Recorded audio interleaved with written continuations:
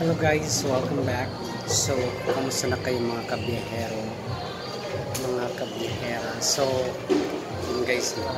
So, katatapos lang ng Miss Universe and I just want to give my insights about the finale of Miss Universe 2024. So, there are just a few things that I'd like to emphasize on this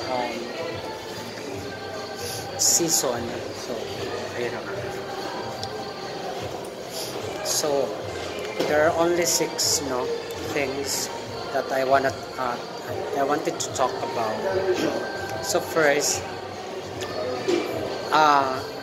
drought. So tanggapin na natin guys na hanggat etong tie owner talaga ang may-ari ng Miss Universe, so it's gonna be like drought season talaga para sa Philippines. Di ba prior the competition, talagang mayroon na silang parang bet na gustong, alam mo yung napupusuan nila. And then when they talk about Philippines, so di ba parang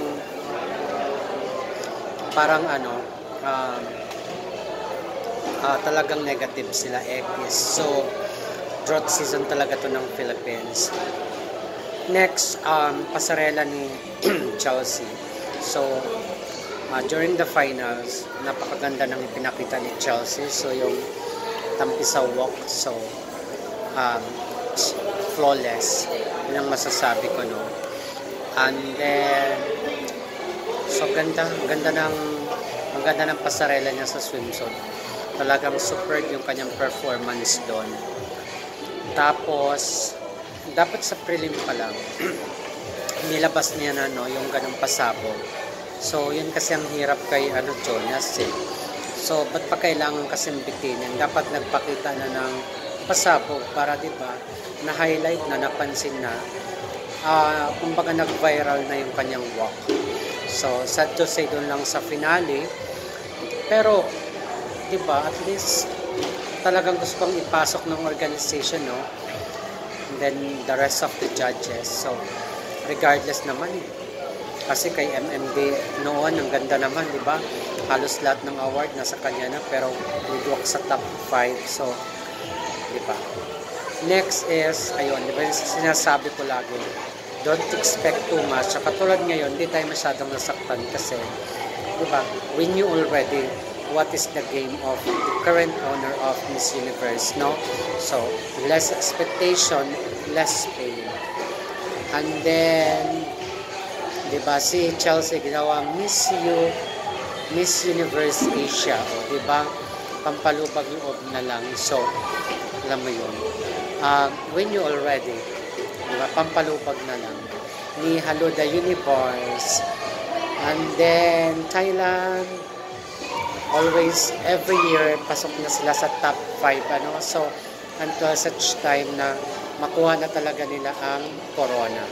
So, ayun guys, kain na lang tayo rito sa mall, Kain tayo guys. Huwag tayo mag-expect. So, yun lang guys, well, nakakawalang gana na talaga, pero wala tayong magagawa dahil silang may-ari. Ganun lang. Let's continue, na lang, come what me, parang ganun na lang. So, yun lang guys, bahala na kayo guys, basta ako, hindi mo na ako masyadong nasaktan ng bonggang-bongga. Hindi katulad noon kay Michelle. Mas masakit yun kasi hinakot niya ang award tapos wala. So, congratulations pa rin kay Denmark. Miss Universe title. Pasok siya sa top 5 ko for my final prediction. So, congrats. So, yun lang guys. Thank you. Ingat kayo. Bye-bye.